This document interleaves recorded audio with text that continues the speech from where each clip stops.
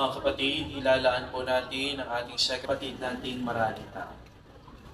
Mga kapatid, ang St. John Paul II ay tumatanggap na po ng mga mag-aaral sa grade 7, 8, 9 at 11 para sa school year ginaganap sa Our Lady of Jesus School sa Antipolo City tuwing Miyerkules at Sabado, 8:30 a.m. at 1:30 p.m.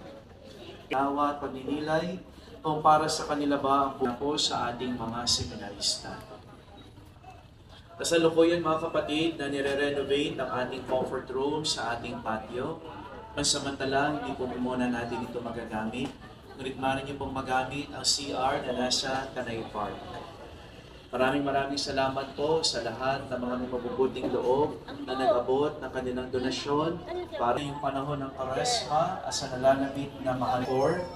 Ang posisyon po ng pagbabasbas ng mga palaspas magsisimula sa Barangay Hall ng ng umaga.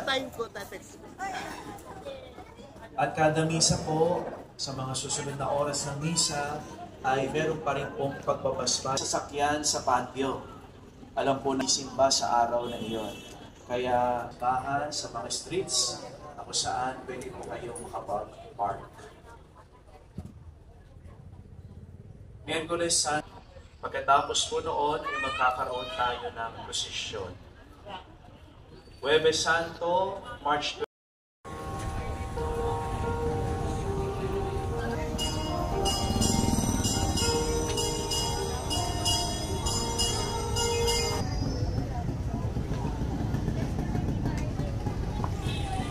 Talaga?